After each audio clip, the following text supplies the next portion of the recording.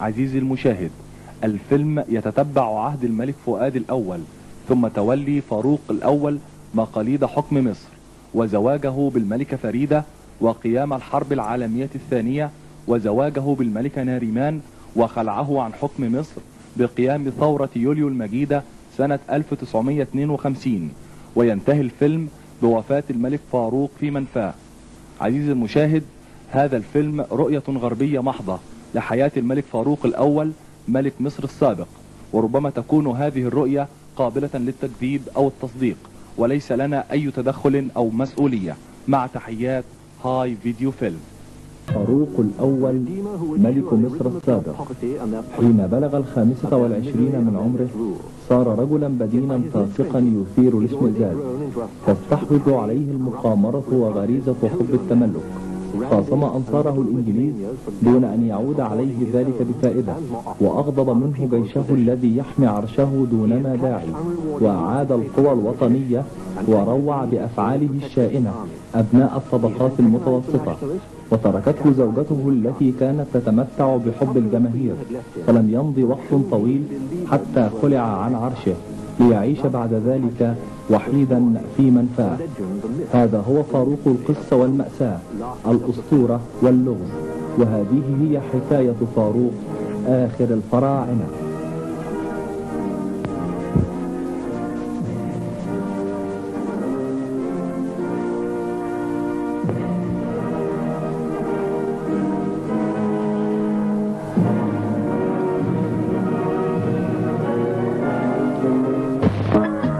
بموت أبيه، ومن ثم كانت خلافته له على عرش مصر في شهر إبريل عام 1936.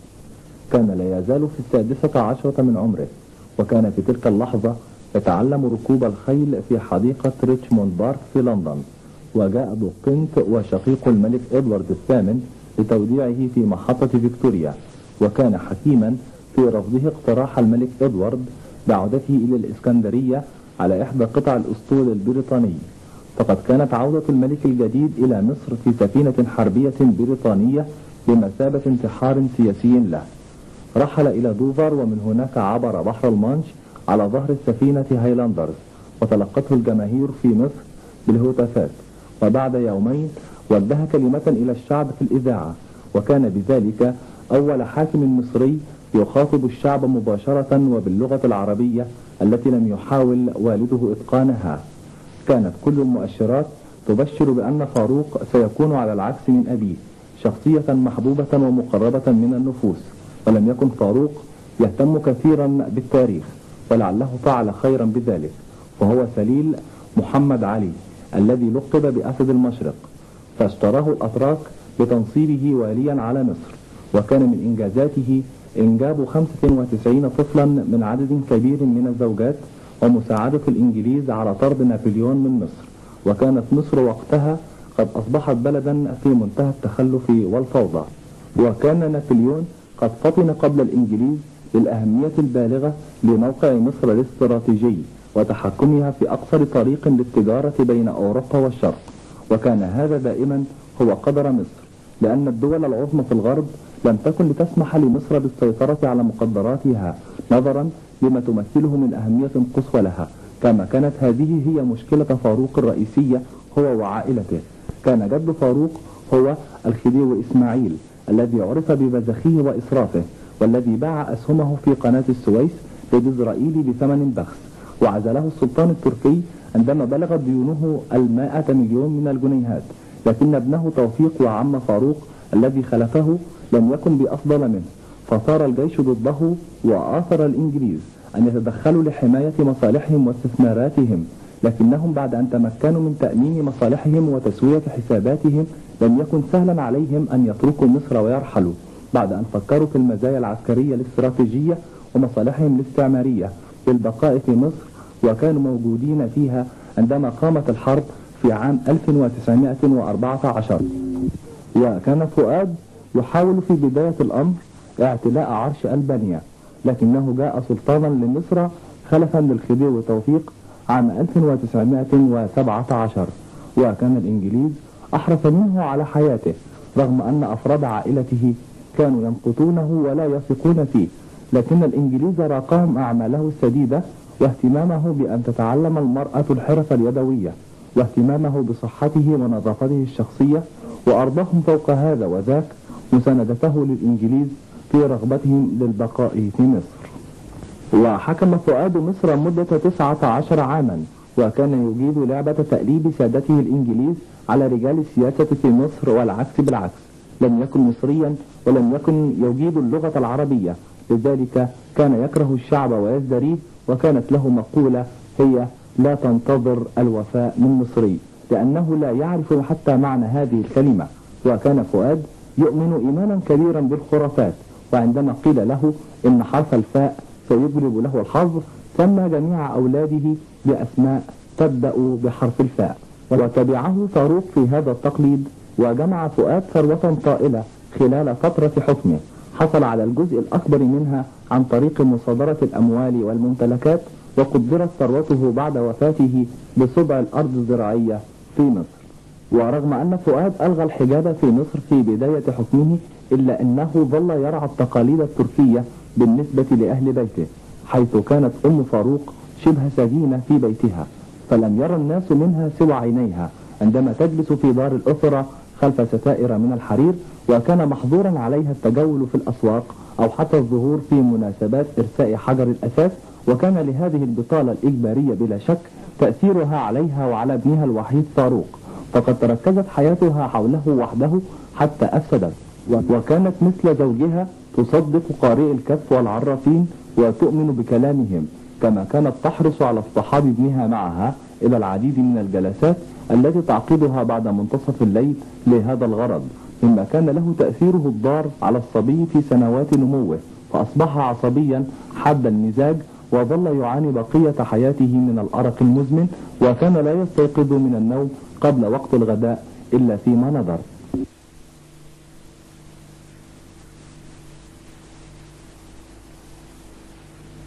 يقول سير إدوارد فورد الذي كان معلما لفاروق: كان لا يلتزم بالمواعيد أو أي شيء آخر، كنا جميعا نذهب إلى القصر في المواعيد المحددة للمقابلة لنسأل فقط إن كانت المقابلة ستتم في الوقت المحدد لها أم أنها تأجلت 3 ساعات عن موعدها.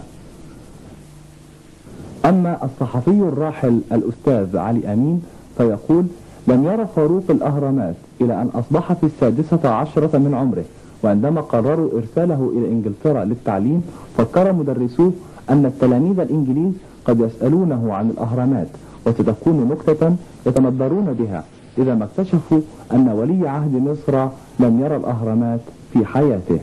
قضى فاروق أغلب سنوات حياته في قصر القبة بالقاهرة، وهو قصر منيف به 400 حجرة وتحيط به الحدائق الغناء على مساحة 70 فدانا، بها بحيرات من مذهب الزوارق وملاعب للتنس واسطبلات للخيول.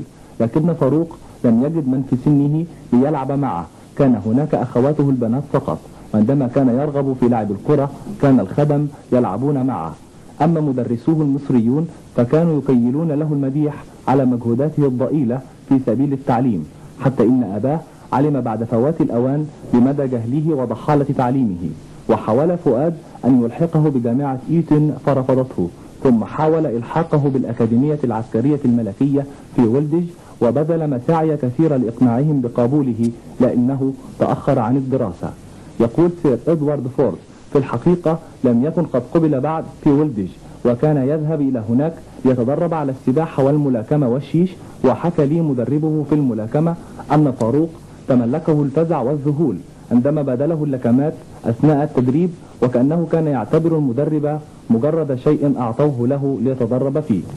أما سير فرانك روبرت أحد الساسة الإنجليز في مصر فيقول: كان فاروق صبيا ذكيا ولماحا، وكان يعتقد أنه أبرع من كل المحيطين به، ومن المؤسف أنه لم يحصل على التعليم المناسب، فقد أدى ذلك إلى حصر قدراته الذهنية في دائرة صغيرة محدودة.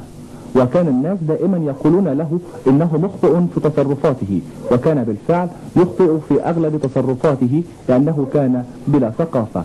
ويعود سير إدوارد فورد فيقول: كانت صورة فاروق في أذهان أكثر الناس هي صورة نيرون معاصر أو وحش آدمي، لكن هؤلاء الناس يتناسون أنه حتى 17 و19 من عمره كان شابا وسيما يتمتع ببعض المواهب، كان يتمتع بذاكرة قوية وبديهة حاضرة، كما أظن أنه كان يتمتع ببعض الشجاعة، لكن مأساته كانت هي موت أبيه، بينما كان لا يزال يتنقل من مرحلة الطفولة التي قضاها مع نساء القصر في الحرملك ومرحلة صباه وتعليمه التي انتهت قبل أن تبدأ.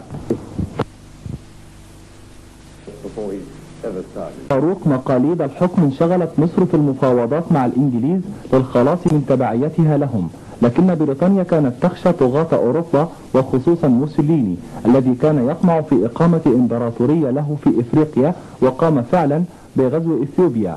وانتهز المفاوضون الإنجليز الفرصة ليحصلوا على توقيع المصريين على اتفاقية تمنح بريطانيا الحق في احتلال المنطقة المحيطة بقناة السويس إلى الأبد تقريبا، كما تسمح أيضا لبريطانيا بوضع قوات يصل عددها إلى 10,000 جندي في منطقة القناة، بالإضافة إلى 400 طيار ومساعديهم. وتلزم الاتفاقية مصر بالانحياز إلى جانب بريطانيا في أي حروب تخوضها مستقبلا. ولم تمنع المفاوضات فاروق من التمتع بامتيازاته الجديدة، فقد كان واسع الثراء، ورث عن أبيه أرضا شاسعة و5 قصور وعددا لا حصر له من الفيلات تنتشر بطول البحر المتوسط، بالإضافة إلى 45 مليونا من الجنيهات في الاستثمارات و2 من اليخوت الضخمة عابرة المحيطات، وما يزيد على 100 سيارة بينها 10 سيارات ماركة رولز رويس. ثم ترك فاروق خلفه المفاوضات الخاصة بالاتفاقية وأبحر إلى أوروبا مع أمه وأخواته و30 شخصا من أفراد الحاشية، ومعهم 250 حقيبة أمتعة شخصية بحجة إكمال تعليمه. وكانت رحلة صاخبة، وكان فاروق نادرا ما يستيقظ قبل موعد الغداء، رغم أنه كان ما يزال في 17 من عمره. وفي هذه الرحلة أصبح معروفا عن فاروق أنه لا يحترم المواعيد، لكن فاروق عاد إلى مصر في الموعد المحدد للاحتفال بتتويجه، وأقيمت الاحتفالات الخاصة بهذه المناسبة وسط مظاهر العظمة والأبهة في شهر يوليو عام 37.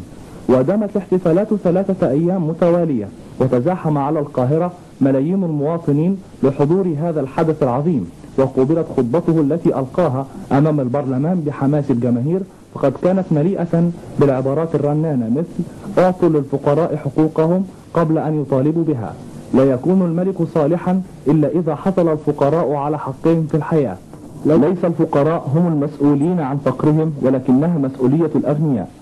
كانت مصر في ذلك العهد في غاية الفقر والتخلف، كان 90% من الشعب يفلحون الأرض بطرق بدائية للغاية، مستخدمين نفس الأساليب الزراعية من أيام موسى وفرعون، وكان الواحد منهم يجني من كده ما لا يزيد على 5 قروش يوميا. كان في مصر أعلى نسبة في الوفيات بين الأطفال في العالم، فقد كان ربع عدد المواليد يموت في الأيام العشر الأولى بعد ولادتهم، وكان 9 من بين كل 10 من الأحياء يصابون بالبلهارسيا، وهو مرض فظيع يوهن قوى الإنسان ويبدد طاقاته. وكان الجيش المصري حتى ذلك العهد يختار العدد الأكبر من ضباطه من بين أبناء الطبقة الأرستقراطية، حتى فتحت الأكاديمية العسكرية دون النظر للطبقة أو الثراء بعد توقيع اتفاقية 36 مع بريطانيا. وكان من أوائل الملتحقين بالأكاديمية بعد النظام الجديد جمال عبد الناصر، وكان في 18 من عمره.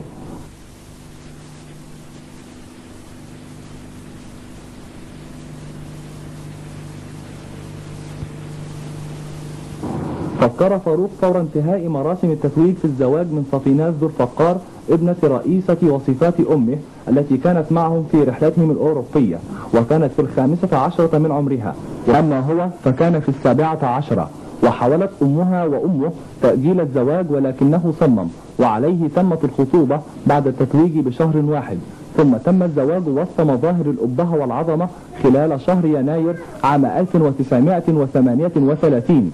وعملا بالخرافة الموروثة في الأسرة وهي حرف الفاء، سميت العروس باسم جديد هو فريدة، أي التي لا نظير لها، كما أن الفاروق يعني الفاصل بين الحق والباطل. حاول فاروق في البداية أن يكون عريسا مثاليا، لكنه سرعان ما تركها ليقضي أوقاته مع أصدقائه الإيطاليين، وأحبها الشعب وبارك اختياره لها، وساعدته شعبيتها في كسب معاركه السياسية، وانهلت عليهما الهدايا من جميع أنحاء العالم، فأهداه هتلر سيارة مرسيدس فاخرة، وأهداه جورج الخامس سيارة إنجليزية فارهة، وقدم له السفير البريطاني بندقيتي صيد ظل يحتفظ بهما حتى آخر يوم في حياته. وملأت الهدايا أكبر صالونات قصر عابدين، وقدرت الهدايا الذهبية والتحف المرصعة بالمجوهرات وحدها بمبلغ 1,000,000 جنيه، وأقيمت الولائم الضخمة للفقراء، وانطلقت الألعاب النارية، ووزع فاروق النقود يوم زفافه، ومنح الأراضي الزراعية لأخلص موظفيه، كما وزع آلاف الأحذية على الفلاحين الذين توافدوا على القاهرة لتحيته. سموه الفاروق المحبوب وفاروق الورع لكثرة تردده المنتظم على المساجد. وقد أدارت هذه التسمية رأسه لفترة من الوقت حتى تخيل نفسه خليفة للمسلمين والزعيم الروحي ل300 مليون مسلم، وهو المنصب الذي ظل شاغرا بعد عزل السلطان التركي، لكنه كان يطمع أساسا في التخلص من الإنجليز نهائيا، واعتقد أن الألمان والإيطاليين سيفعلون ذلك نيابة عنه. وعندما بدأت الحرب العالمية سنة 39 طلبه الإنجليز بتنفيذ بنود اتفاقية 36 التي تنص على وقوف مصر إلى جانب بريطانيا في الحرب، لكنه فتح خطوط اتصاله مع برلين وروما سرا. وكان الهدوء يسود مصر في بداية الحرب، لأن إيطاليا لم تدخلها إلا بعد سقوط فرنسا عام 40. وقد بدأ الإيطاليون بحشد 100,000 جندي على الحدود المصرية الليبية، وأنزلوا طيارين إيطاليين في الأراضي المصرية لتحديد مواقع للطيارات التي يستخدمونها في عملياتهم في المستقبل، لكنهم كانوا يتحركون بحذر لعلمهم بأهمية مصر لبريطانيا، خاصة في قناة السويس.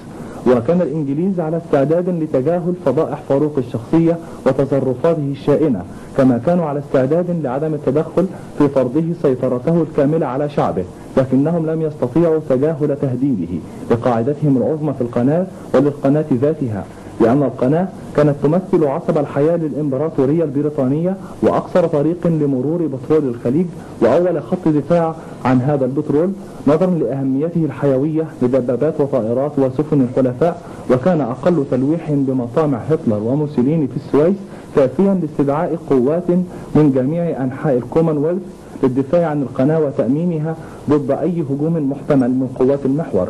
وبعد سقوط فرنسا أصبحت خطوط الدفاع الأولى لبريطانيا تمتد بطول الصحراء بين مصر وليبيا بعد أن احتلها الإيطاليون، وبطول الجبهة الممتدة من دوفر حتى سواحل بحر المانش. ولم تساعد الحرب فاروق على تحقيق أطماعه، بل عملت على تجسيد مشاكله وبلورتها ودفعه إلى الصراع مع الإنجليز، وخاصة السفير البريطاني السير مايلز لامبسون.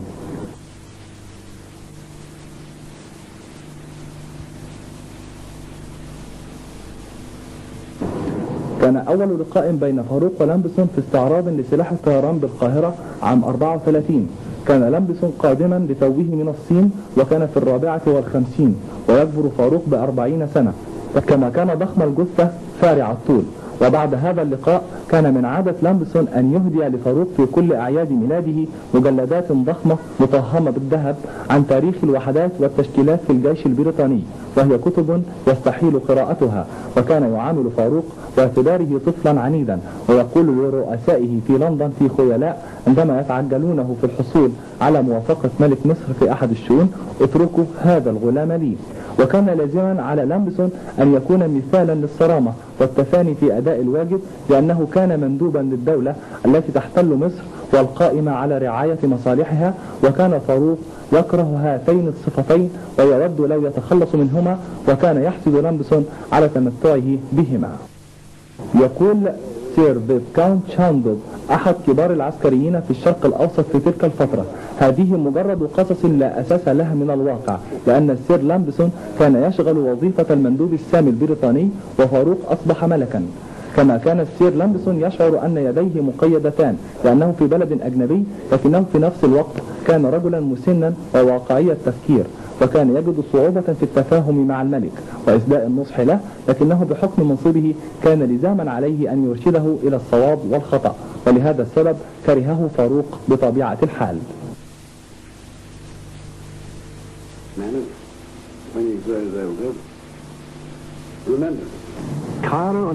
المشاعر في القاهرة والإسكندرية تتغير بتغير الأخبار على جبهة القتال، وعندما كانت كفة الحرب تميل إلى جانب المحور في الصحراء الغربية كان فاروق وأنصاره يطيرون فرحا مثلما حدث في خريف عام 40 عندما عبر المارشال جراتسيانو الحدود المصرية ب100,000 جندي واحتل منطقة سيدي براني.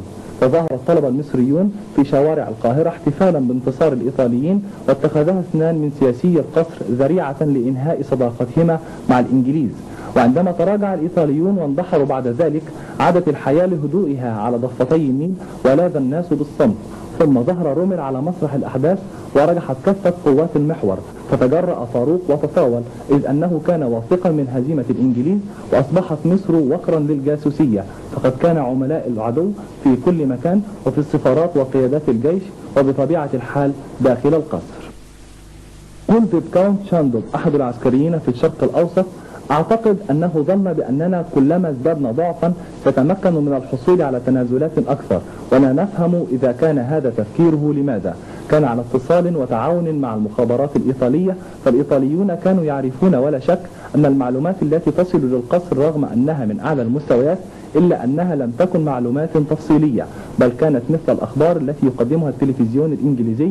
ونحن من جانبنا كنا نتوخى الحذر في استعمال أجهزة اللاسلكي في منطقة الدلتا، وأعتقد أن المخابرات الإيطالية لم تكن تطمئن للمعلومات التي تحصل عليها من القصر.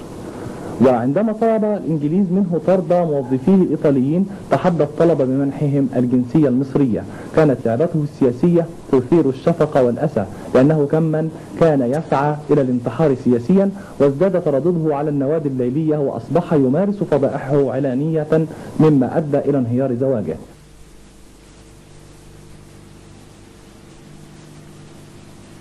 يقول الأستاذ علي أمين: كان يحب أميرة من عائلة طسن، وذات مرة تشاجرت معه وطردته من شقتها، فعاد إلى زوجته شاكيا باكيا وقال لها إن عشيقته طردته من بيتها، فهدأته وطيبت خاطره، وقالت لي الملكة فريدة: أنا أعامله كما لو كان ابني وليس زوجي. So Farouk went around weeping to his wife, crying that he was kicked out by his mistress. وازداد فاروق بدانة رغم أنه كان لا يزال في العشرينيات من عمره، وكان كل من يعرفه يعرف واحدة من مغامراته. يقول سير هود كاونت شاندوب: ذات يوم كان مارا بسيارته من أمام نادي اليخت في الإسكندرية، ولفت نظره مدفعين أثريين يزينان مدخل النادي، ربما يرجع تاريخهما إلى معركة النيل التي خاضها المصريون ضد الفرنسيين، وكان مغرما باقتناء الأسلحة ويملك عددا كبيرا منها، وطلب من الرجل الذي معه أن يسرقهما له، وفعلا أخذ المدفعين وانصرف. وأعتقد أن الملك كان يظن أن رئيس نادي اليخت إنجليزيا، لكنه في الحقيقة كان أحد البشوات، وغضبت جدا لهذا التصرف. And so Hamlet went and took these two brass cannons. And I expect the king thought the president of the yacht club would be probably an Englishman. But not at all, he was a pasha. They were furious with it. And he had... يؤكد ذلك الأستاذ علي أمين فيقول: كانت تلك واحدة من نقاط ضعفه، وكان أفراد حاشيته يرسلون خطابات للأشخاص الذين سرق منهم أشياء، يقولون لهم إن صاحب الجلالة أخذ هذا الشيء بطريق الخطأ، فكان ثمنه لأن صاحب الجلالة يرغب في شرائه، وكانوا يرسلون هذه الخطابات من وراء ظهره لينقذوا سمعته. And they used to pay this behind his back just to save his reputation. يقول سير إدوارد فورد معلم فاروق: كان يسأل زائره فجأة: هل تحب أن ترى شخصا يقتل أمامك؟ ويرد الزائر: لا. فيقول: أنا أملك مصر كلها وهذا عمل فظيع. ولا أعتقد أنه رأى في حياته أي شخص يقتل في مصر أو أي مكان آخر، ولكنه كان يحب التظاهر بذلك. وكان أيضا يرن جرسا تحت مكتبه فجأة ويطلب أحد الخدم، ثم يلتفت نحوي قائلا: هذه مجموعة مسدساتي. وبعد أن يعرضها كلها أمامي يمسك أحدها ويقول لي: هذا يناسبك جدا. وكأن قمنا بإطلاق كل هذه المسدسات في تلك البرهة القصيرة. كثيرة، وأعتقد أنه ورث كل هذه المجموعة عن والده، ولكن لم يرى كل الناس هذا الجانب المسف من شخصية فاروق، وكان شعبه لا يزال يحبه أكثر من المحتلين الإنجليز رغم الرخاء الذي جاء به الإنجليز لمدن وادي النيل. قال محمد نجيب الذي قاد الثورة ضد فاروق فيما كتبه: كانوا ينتظرون من المصريين أن يتعاملوا معهم كحلفاء مخلصين، فحين كانوا يضربوننا باعتبارنا رعايا مقهورين، وبينما كان جنودهم يسيرون في شوارع القاهرة يرددون أغنيات بذيئة عن ملكنا. صحيح أننا لم نكن نحبه، ولكنه على أي حال كان رمزا لنا مثل العلم المصري. وكان حب الشعب لفاروق يزداد كلما كثرت شتائم الجنود الإنجليز له. وفي عام 42 وقعت الأزمة الكبرى في مصر، وكان طرفاها هما الملك فاروق والسفير البريطاني السير مايلز لامبسون. قد كان رومل وجيشه الإفريقي يزحفون زحفا مظفرا عبر الصحراء الليبية، ولا يبدو في الأفق ما يمكنه أن يعوق هذا الزحف حتى قناة السويس. وقامت المظاهرات في القاهرة والإسكندرية تردد هتافا واحدا: عاش رومل ويسقط الإنجليز. وطالب لامبسون في إصرار بإغلاق سفارة فيشي الفرنسية التي تحولت إلى وكر لمؤامرات ودسائس المحور، وانتهز فاروق الفرصة وأقال رئيس وزرائه الذي أيد طلب السير لامبسون، واختار رئيسا جديدا للوزراء من المؤيدين للألمان. ورفض السير لامبسون هذا المرشح واقترح مرشحا جديدا من المؤيدين للإنجليز بطبيعة الحال، ووجد نفسه مضطرا لفرض مرشحه بالقوة. يقول مستر فيسكاونت شاندوف: عندما رفض الملك هذا الترشيح وأرسلت السفارة إنذارا له، نظر فاروق إلى الإنذار وإلى الرجل المرشح لرئاسة الوزارة، ورد على السفارة بمذكرة شديدة اللهجة. وذهبت إلى السفارة على الفور وناقشت مع السفير ما يجب أن نفعله بعد أن استنتجنا أن فاروق لم يفهم خطورة تصرفاته من الناحيتين السياسية والعسكرية. وكانت مهلة الإنذار تنتهي الساعة 6، وفي حوالي الساعة 9 توجه السفير ومعه مرافق إلى القصر، وكان معه طلب تنازل فاروق عن العرش، وقال لفاروق إنه إذا لم يوقع على طلب التنازل فستكون العواقب وخيمة وسوف يندم على هذا الرفض. وأخرج الملك قلمه للتوقيع على التنازل، لكن حسنين باشا استوقفه قائلا له: فكر مرة أخرى فيما أنت مقدم عليه يا مولاي. ووضع الملك القلم جانبا وقال للسفير: حسنا، امنحني فرصة أخرى يا سير ماير. And Hassan and Tasha said in the Arabic, so look at what you're doing, sir. Think again. The king put down his pen. عندما انتصر الحلفاء في شهر أكتوبر عام 1942 وانهزمت قوات المحور، انحصر القتال وابتعد عن الحدود المصرية. امتثل فاروق بعد ذلك لأوامر الإنجليز حتى نهاية الحرب، وظهر عليه التغيير إلى الأسوأ، فازداد نهما وبدانة وازداد عشقا بالنساء. ثم إنه لم يحاول بعد ذلك إخفاء انغماسه في القمار. وبعد أن أخفق في تأديب الإنجليز تحول اهتمامه إلى حلمه الآخر العظيم، وهو أن يصبح خليفة للمسلمين. وفي أكتوبر عام 1944 قامت الجامعة العربية بإعاز من الإنجليز، لأنهم اعتقدوا أن لما شمل العالم العربي ربما يقوي الشرق الأوسط ضد التهديد الشيوعي القادم. لكن فاروق كان يرى الأمور بشكل آخر، فقد كان يرى الجامعة العربية أداة توصله إلى زعامة العالم العربي، وخطط للسيطرة عليها بجعل القاهرة مقرا لها حتى يتمكن من استضافة جلساتها واجتماعاتها بشكل دائم ومستمر. كما حاول الاستفادة من الزيارة الودية التي قام بها تشرشل وروزفلت في مصر في أوائل عام 1945 في طريق العودة من مؤتمر يالطا الذي عقداه مع ستالين. وحاول فاروق أن يفوقهما في مظهره، فكان يرتدي زي مشير طيار بكل الأوسمة والنياشين عند مقابلته لتشرشل، وكان يمسك سيجارا أطول من سيجار تشرشل. كذلك عندما ذهب لمقابلة الرئيس روزفلت في زي أميرال للبحار. Similarly, he called on the dying president in his destroyer anchored in the Suez Canal, dressed as an admiral. يقول الصحفي الكبير الراحل الأستاذ علي أمين: كان عنده مركب نقص ويريد أن يصبح شيئا ما، وكان يشعر بتفاهته بين المتعلمين، لذلك كان يفضل مخالطة خدمه وحلاقه وراعي كلابه وساقيه وسائقه. كانوا هم أصدقائه وندماءه ومستشاريه. The servant who looks up, his friend, his advisor. خرجت مصر من الحرب سالمة وأكثر ثراء عما قبل. كانت بريطانيا وحدها مدينة لها بأكثر من 300 مليون جنيه، وزاد عدد أصحاب الملايين من 50 إلى 500 مليون نيران، ولكن في حين زاد الأغنياء غنى ظل الفقراء على فقرهم، حتى أصبحت الفوارق واضحة بين الطبقات، وكانت هدفا للسياسيين المعارضين الذين ألهبوا المشاعر في البداية ضد الإنجليز، ثم تحولوا إلى إثارة الجماهير ضد فاروق. ولكن فاروق كان لا يزال يحتفظ بشعبيته، وكانت صوره التي أصبحت بعيدة الشبه عنه تزين المقاهي والبارات، وفي حين كانت علاقاته الجنسية الفاضحة تثير استياء وسخط أبناء الطبقة المتوسطة، كانت تحظى بإعجاب صغار الفلاحين وعمال المدن، لكنه أخذ تدريجيا ينظر إلى واجباته الحكومية باعتبارها مشاغل مزعجة تعطله عن ملذاته المفضلة. يؤكد ذلك الأستاذ علي أمين فيقول: أعتقد أنه لم يقرأ كتابا واحدا بعد تتويجه، وفي الحقيقة لم يكن وقته يسمح بقراءة الأوراق الرسمية، وعلمت من الملكة فريدة أنه كان يقرأ مذكرات الحكومة والمراسيم الملكية في الحمام، وكانت في مرات كثيرة تجمع بنفسها هذه الأوراق من الحمام.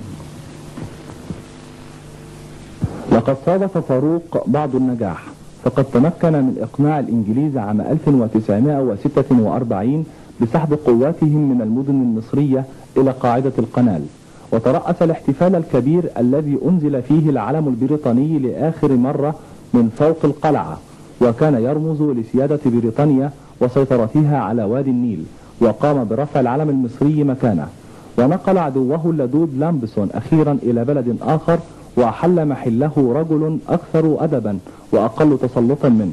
وكادت حكومة فاروق تقنع حكومة حزب العمال الجديدة في بريطانيا بسحب قواتها نهائيا من مصر، رغم أن تشرشر اعترض، وذلك بأنه سيكون بمثابة تخلي بريطانيا عن التزاماتها الدولية. لكن فضائح فاروق جعلت الحكومة الاشتراكية تغير موقفها، وبذلك ضاعت فرصته الأخيرة للاتفاق مع بريطانيا، ولم يدرك إلا عدد قليل من الناس في القاهرة مدى أهمية هذه الفرصة الضائعة، خاصة بالنسبة لمستقبل فاروق. فقد قرر الإنجليز عدم مساندته بعد ذلك، وبذلك فقد حليفا هاما كان في أمس الحاجة إليه بعد القلاقل التي ظهرت بانهيار الاقتصاد المصري نتيجة سحب بريطانيا لورقة الجيش، إلى أن فلسطين شغلت الأذهان عن كل ما عداها في مصر وفي كل بلد آخر من بلدان الشرق الأوسط لعدة سنوات بعد الحرب العالمية، حين فاض الكيل بالإنجليز وقرروا عدم التدخل في الصدام الدائر بين العرب واليهود. يقول مندوب بريطانيا في الأمم المتحدة: صدرت لي التعليمات من حكومة صاحب الجلالة أن أعلن بكل الأسف أنها ما لم يتوصلوا سريعا إلى اتفاق فيما بينهم سوف تقوم بريطانيا بتنفيذ مخططها العاجل لسحب قواتها وإدارتها من فلسطين. An early withdrawal of British forces and of the British administration from Palestine. وقبل رحيل آخر جندي إنجليزي من فلسطين ببضع أسابيع، كان العرب والصهاينة يتقاتلون بضراوة في حرب غير معلنة، وظن فاروق أن بإمكانه صرف الأنظار عن الفوضى التي يواجهها نظامه في الداخل، وربما تأكيد مطالبه بزعامة المسلمين بالاشتراك في الحرب العربية المقدسة، ولم يعي للأسف التلميحات بأن الجيش المصري غير مستعد لخوض الحرب، وكانت هذه الخطورة على طريق سقوطه من عدة نواحي. صارت الأمور في البداية سيرا حسنا بالنسبة للجيش العربي، وعظمت أجهزة الإعلام من شأن كل تقدم ضئيل يحققه الجيش المصري، وأخذت تمجد في دور فاروق في الحرب تمجيدا إعلاميا مضحكا، مما أثار غضب المقاتلين المصريين وأصابهم بالتقزز، وكان البكباشي جمال عبد الناصر واحدا منهم. فقد كان يحارب الصهاينة ويعرف الحقائق في جبهة القتال، وأصبح فاروق والحرب شيئا واحدا. فلما تحول النصر إلى هزيمة وعار على العرب والجيش المصري بصفة خاصة، فهاوت سمعته في الشرق الأوسط وأصبح عرشه مهددا بالسقوط. فقد اتجهت أنظار المصريين بعد الهزيمة في فلسطين إلى شؤونهم الداخلية، وبحثوا عن أي شخص يلقون على كاهله وزر الهزيمة.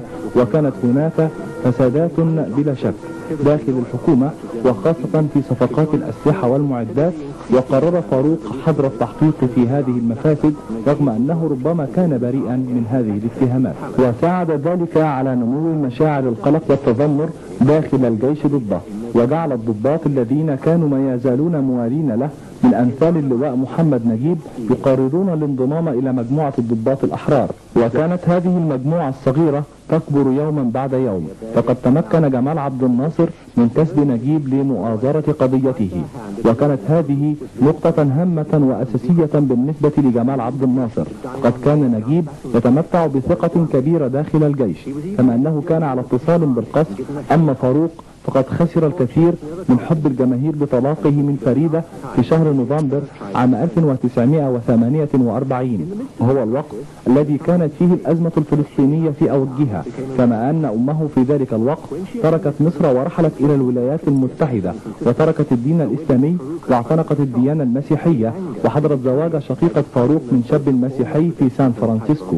وعندما فشل فاروق في منع هذا الزواج انتقم منهما بحرمانهما من جميع ممتلكاتهما وألقابهما في مصر. A wedding Farouk had tried to stop. In anger, he retaliated by depriving them both of all their possessions and titles in Egypt. Concerned for the security of their great... وكان الإنجليز قلقين على قاعدتهم الكبرى في القنال، فحاولوا إرضاء فاروق ليكسبوه في صفهم، ورتبوا زيارات مع دوق أدنبرا ودوق بوليستر له، لعلمهم بحبه لمخالطة الملوك والأمراء، ووجهوا له الدعوة للعشاء على ظهر سفينة القيادة البحرية مونت باتون في الإسكندرية، ومنحوه رتبة جنرال في الجيش البريطاني، وأهدوا له طائرة هليكوبتر. لكن الوفاق بينه وبينهم لم يدم طويلا، فقرروا أن تكون هذه آخر مرة يحاولون فيها الدفاع عنه. ورغم الموقف المتأزم في صيف 50 قرر فاروق زيارة أوروبا لآخر مرة بعد تتويجه منذ 13 عاما، وحاول أن يجعل زيارته سرية، ولكنه لم يفلح في ذلك بسبب شكله المميز وبدانته والحاشية الكبيرة التي كانت ترافقه في قافلة من سيارات الكاديلاك، وكثرة تردده على ملاهي القمار على ساحل الريفيرا، وإسرافه في الفنادق وعلى موائد القمار.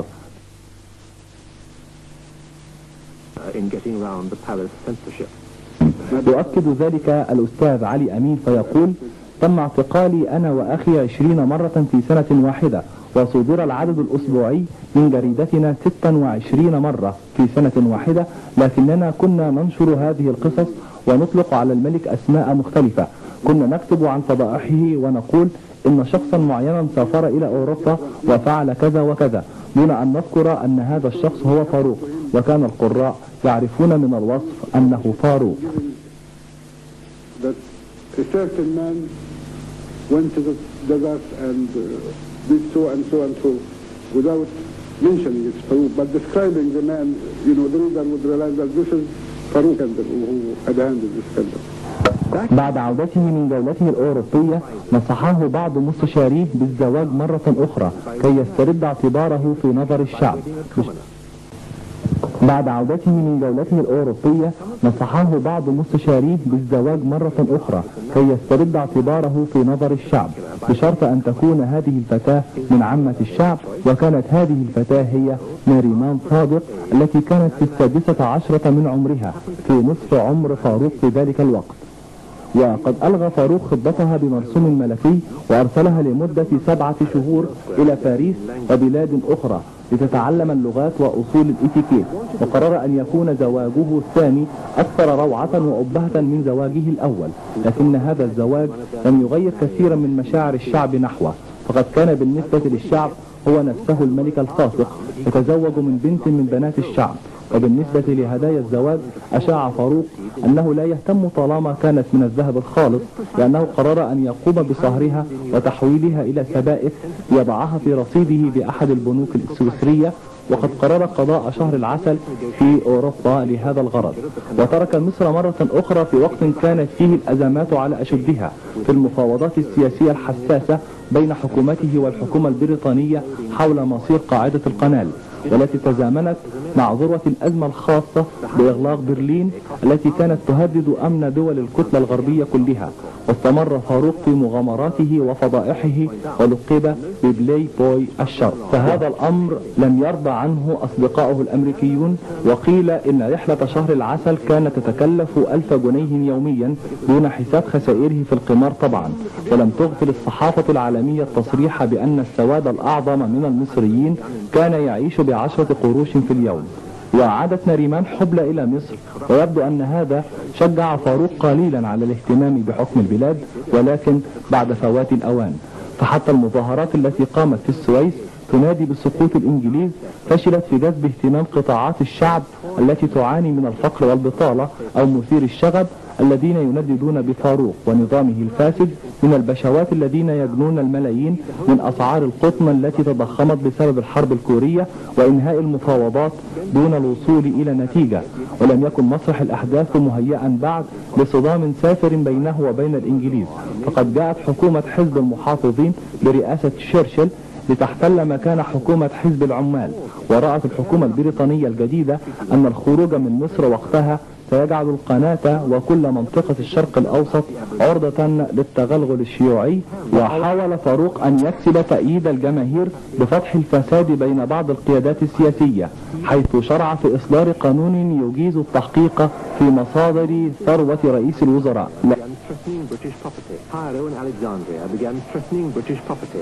لكن رئيس الوزراء تمكن من تعطيل صدور القانون بتصعيد الموقف في مفاوضات اتفاقية 36، واتخذ موقفا متشددا فيها مما أكسبه شعبية زائدة وتأييدا من الجماهير. ولم يعلم فاروق بتعطيله لصدور القانون إلا بعد فوات الفرصة، ولم يتمكن من إقالة رئيس الوزراء لفوزه بتأييد الجماهير حتى لو وجه له تهمة الفساد. مظاهرات هائجة في القاهرة والإسكندرية وهددت الممتلكات البريطانية، وقام الفدائيون إلى الجماعات الإسلامية بقتل بعض الجنود البريطانيين في منطقة القنال. وقررت القيادة البريطانية الرد على عملية الفدائيين التي قاموا بها في منتصف شهر يناير 52، فحاصرت معقل الفدائيين يوم 25 يناير وهاجمته، ونتج عن القتال مصرع 46 رجلا من البوليس الحربي المصري و5 من الجنود البريطانيين. وقد أبلغ البوليس عن هجمات الفدائيين على القوات البريطانية، وقد كان البريطانيون مولعين بزيادة التفتيش القاسي وإحباط المخططات، وقد نال البريطانيون كفايتهم. ثم اتجهت القوات البريطانية إلى الإسماعيلية وحاصرت مواقع البوليس، وبعدها انتظرت القوات البريطانية حتى جاءتها أوامر بالرحيل من مواقع البوليس والاستسلام. يقول مصطفى رفعت حكمدار الإسماعيلية في تلك الفترة: وبعد حوالي ساعة واحدة حدثت بعض الخسائر في المنطقة، وبعدها ذكر عامل التليفون أن وزير الداخلية فؤاد سراج الدين يتصل تليفونيا ويريد التحدث إلى الضابط المسؤول الذي هو أنا، وتحدثت إليه وأمسكت بالسماعة حتى سمع هو طلقات القوات البريطانية. وينال وزير الداخلية فؤاد سراج الدين الفرصة ليتحدث عما إذا كان قائد القوات البريطانية بريغادير إكسان أراد إظهار قوته كما فعل هو، فقال حسنا: ماذا سنفعل؟ فقلت لسيادته: لقد اتخذنا قرارا بالفعل. فسألني ما هو؟ فقلت: إننا لن نستسلم لشروط بريغادير إكسان ولن نفرط في هذا المكان حتى لو هلكنا جميعا. وقد أخبرت بريغادير إكسان أنه سينال هذا المكان على جثثنا. ثم قال لي الوزير: فليكن الله معك. وبعدها انقطع الخط. So the minister said, all right, God will be with you, and the line was cut. وإذا تحدثنا عن الخسائر الجسيمة للبريطانيين التي نتجت عن هذه المعارك، فإنها بسبب الدبابات التي دمرت الطرق المؤدية لأهدافهم.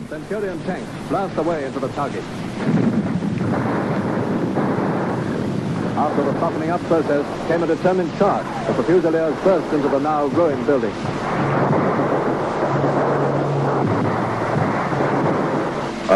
يقول ألكسندر إنجرام الذي كان قائدا لمنطقة السويس العسكرية: لدهشتنا الشديدة كانت الخسائر قليلة جدا. أعتقد أنه كان هناك 50 قتيلا مصريا وبعض من الجرحى بعضهم حالته خطيرة. وفي نفس المساء تغيرت مشاعر القوات البريطانية ليستمروا في عدم الإضرار بأحد من المصريين، وكان لقائد البوليس المصري نفس الفكرة. يقول السيد مصطفى رفعت: لقد قررت وضع حد لهذا، فقد قررت أن أخرج لهم، وإما يقتلون إكسان أو يقتلونني. هذا لأن هيتشكوك نفسه لم يصنع مثل هذا الجو المرعب. وعندما خرجت صدمت لرؤية جنرال ماثيوس، وكان هذا في 6 مساء. وقبل أن أذهب إلى إكسان الذي كان بغيتي ألقى جنرال ماثيوس علي بالتحية، ودهشت كثيرا لأن جنرالا يلقي بالتحية على كابتن، ولذلك توقفت وألقيت عليه التحية. وقد تحدث إلي بود وتأييد وقال: إنني سأقبل أي شيء تريده في أي وقت.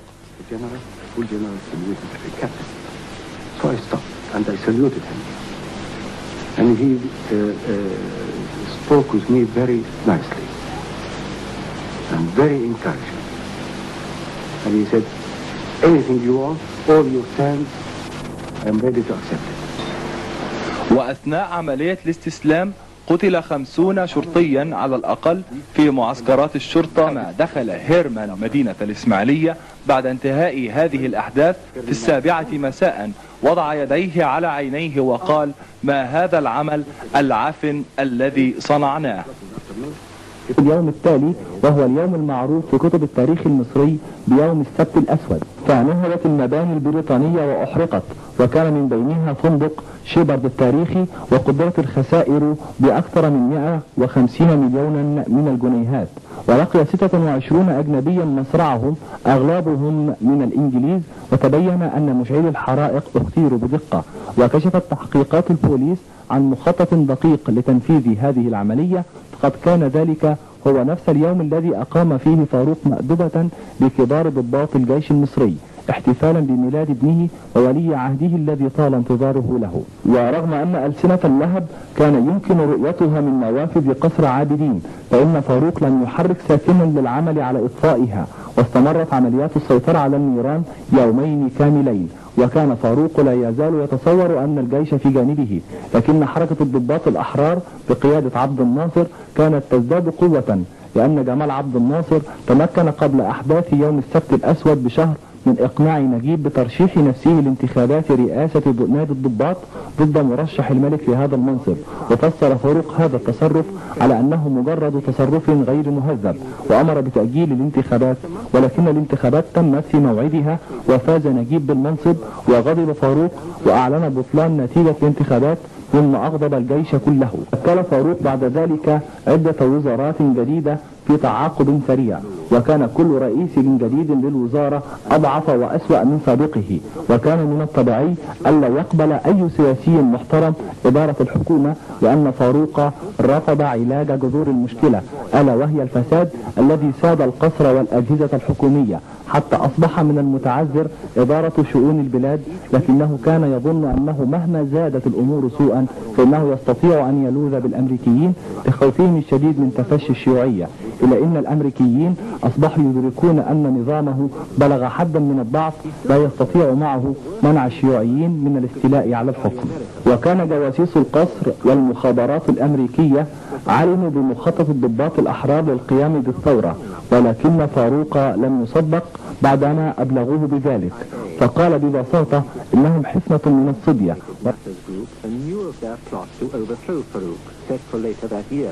And had decided not to stop it, but rather to shape it to their taste. But the plot in the end had to be brought forward when Farouk seemed bent on banishing Naguib and his friends to posts in the Upper Nile.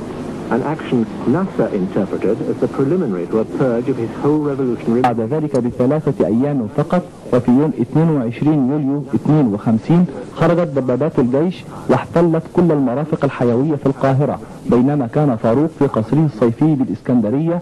عندما أيقظه حارسه الخاص من النوم وأبلغه بالانقلاب، اتصل هاتفيا بالسفير الأمريكي الذي أبلغه أن الولايات المتحدة وبريطانيا قررتا عدم التدخل لمساعدته. وظل ينتظر 3 أيام في قصره بالإسكندرية، بينما كان الجدل دائرا بين رجال الثورة لتقرير مصيره، فرأى بعضهم تقديمه للمحاكمة ورأى بعضهم إعدامه، ولكن عبد الناصر ونجيب فضل إبعاده عن البلاد في سرعة وأمان ليتفرغ للثورة. وفي صبيحة يوم 26 يوليو وافق على التوقيع على وثيقة التنازل عن العرش لابنه الرضيع، وأعطوه مهلة 7 ساعات فقط لمغادرة البلاد، وكان هذا معناه أنه لم يتمكن أن يأخذ معه إلا النبر اليسير جدا من ثروته الطائلة في مصر، لأن كل مجوهراته وودائعه الثمينة كانت في القاهرة، لكنه كان لا يزال يملك ثروة طائلة أودعها في بنوك سويسرا توقعا لمثل هذه الظروف. وجاء محمد نجيب والسفير الأمريكي لتوديعه هو وأسرته، وكانت كلماته الأخيرة لمحمد نجيب: ليس من السهل حكم مصر كما تعلم. ورحل فاروق على يخته الخاص مودعا ب21 طلقة مدفع، وكان انقلابا أبيض لم ترق فيه قطرة دماء واحدة، قام به 1000 جندي من جيش قوامه 100,000 جندي. From Cairo come these first authentic pictures of the bloodless coup by which the army took over control of Egypt. It was the end of the king's attempt to maintain power. To the ordinary Egyptian, the change is welcome, and it seems that Mohammed Naguib is assured of support at home. What the change will mean to the rest of the world, we have yet to see. General Naguib was a figurehead. Soon, a younger and more forceful officer was calling the tune, Colonel Gamal Abdul Nasser. He and his colleagues took up the task of expelling the British with renewed vigor. They sought an ally in the traditionally anti-imperialist Americans, who were taking a growing interest in the Middle East. الجديد على استعادة اليخت فور وصوله إلى نابولي.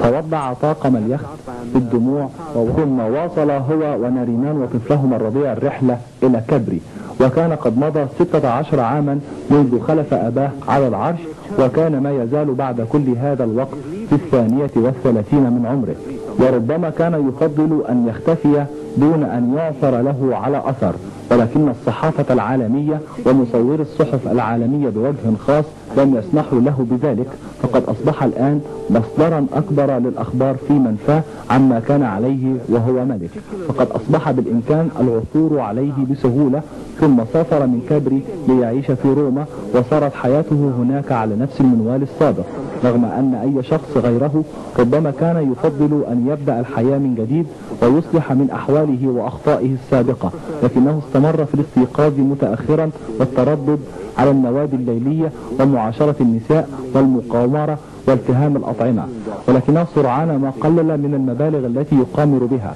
لأنه لم يعد يقدر على المراهنة بمبالغ كبيرة، ثم أصبح يقامر بقروش ويراهن بقروش معدودة على مباريات كرة القدم، وكتب مذكراته لصحف يوم الأحد، ورفع ضده القضايا وقاضى أصحاب القضايا بدوره، ثم تركته زوجته الثانية ناريمان. وبعد مرور سنة من تنازله عن العرش قرر مجلس قيادة الثورة في مصر إلغاء النظام الملكي، وبذلك قضى على نظام الأسرة المالكة التي بدأها محمد علي قبل ذلك التاريخ ولمدة 148 عاما.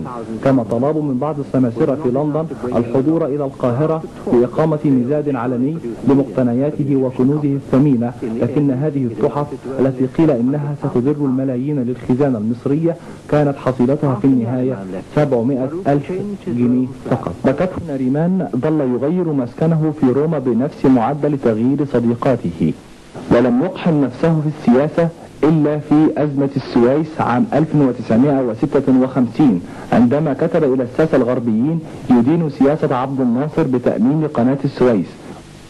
الأجانب يحتلون أرض مصر، يحتلون القواعد المدججة بالسلاح، ترهب الوطن المصري وتحطم مقاومته. survival in power was a... لقد أمم الزعيم الراحل جمال عبد الناصر قناة السويس في عام 1956 وفي الإسكندرية ووسط حشد ملتهب الحماس.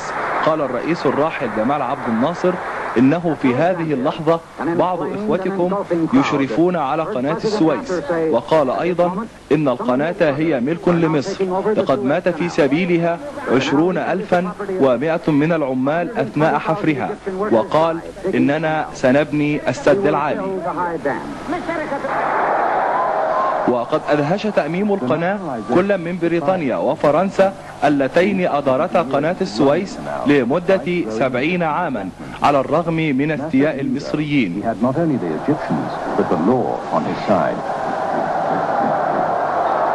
يقول الزعيم الراحل جمال عبد الناصر لأحد الصحفيين: لقد درسنا ذلك الأمر منذ أكثر من عامين ولكن لم نقم بالتأميم، ولكننا بحثنا في التاريخ عن حقنا وحق شركة قناة السويس وحق من يستخدمها. ولكن بعد إلغاء قروض ومعونات السد العالي جاءت فكرة تأميم شركة قناة السويس، وكانوا يأخذون 16 مليونا لتقسم كل عام. وقد توصلنا إلى أن المصريين يمكنهم الاستفادة ب16 مليونا في تنمية مشاريعهم. Because if we close the canal, we'll be in trouble. Suppose we close the canal against Britain, what will be the result? Britain will have the cause to defend her interests, to defend her economy, and then they will be able to have an aggressive action against Egypt. I don't think at all that we will be in a position to be in war with Britain. And I think British are sure that we will not have any discrimination against them, against their lifeline, as they said, against their economy. But really it is a matter of prestige. وما أثاره فاروق إذن حول مشكلة السويس لم يلقى أي إجابة، لأن أخباره كانت تنشر في أعمدة الفضائح في الصحف، وكان كلما ازداد فقرا ازداد بدانة، حتى بلغ وزنه عام 64 حوالي 130 كيلوغراما، كما ضعف نظره إلى حد بعيد رغم أن عمره كان 45، إلا أنه كان يبدو في 70 من عمره. وربما كانت القشة التي قسمت ظهره هي زواج ابنته الصغرى فادية من شاب مسيحي بأحد مكاتب التسجيل في لندن. وحضرت الملكة فريدة زوجة فاروق الأولى هذا الزواج، وقيل إن فاروق تحطم قلبه بزواج ابنته دون موافقته، ولكن ذلك مستبعد لأنه لم يكن يظهر أي عاطفة تجاه أسرته. ومع ذلك فإنه توفي خلال شهر من إتمام هذا الزواج، وقد مات في أحد النوادي الليلية بين أحضان آخر عشيقاته.